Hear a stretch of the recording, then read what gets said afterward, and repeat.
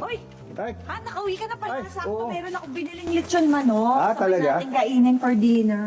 dinner, Han, alam mo, yung tungkol sa dinner, baka hindi ako dito mag-dinner eh. Kasi birthday ng supervisor namin. Ano yun eh, mahigpit yun eh. Baka magalit pag di ako nagpunta, baka mamaya kung anong masabi, baka maapektuhan yung trabaho ko. Okay.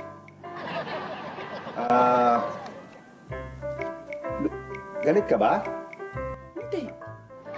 Hindi ka galit? Bakit ako kagalit? Sabi ko nga okay. Ako na lang kakain ng lechon manok mag-isa. Hindi, alam mo, gusto sana kita isama, kaya lang, dun eh, puro negosyo yung pinag-uusapan, baka lang mabore ka, pero gusto talaga kita isama. Hindi na. Hindi na? Okay lang ako. Talaga?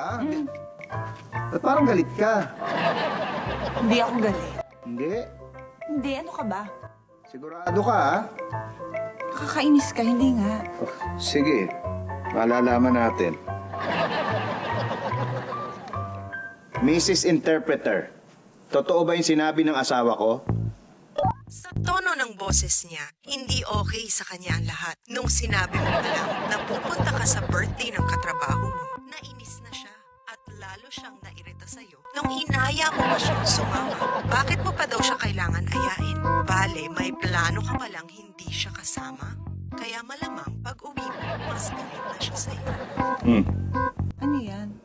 Mrs. Interpreter, up to na sinasabi kung ano yung nararamdaman mo. Ikaw naman kasi pag nag-uusap tayo, hindi mo ko dinidiretso. Puro ka, paligoy-ligoy. Kaya tuloy, hindi tayo nagkakaintindihan. Tamo, ginamit ko tuloy itong app na to. Pira ka, oh.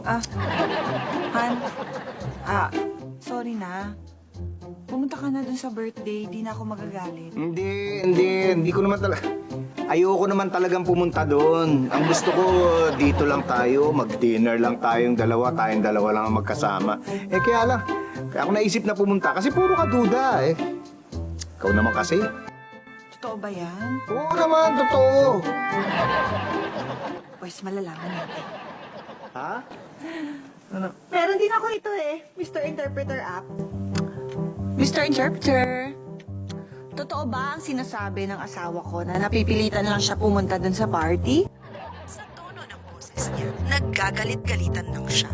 Ang totoo ay excited siyang pumunta sa party na hindi ka kasama. At sa tono din ng boses niya, may katrabaho siyang babae na gusto niyang discard. Thank you. Akala mo ikaw lang may ganyang app? Akala mo? Para sa mga mister lang? Meron din ako. Sige, mag-bis ka. Bis, saan tayo pupunta? Sa party! Sasama ako sa'yo!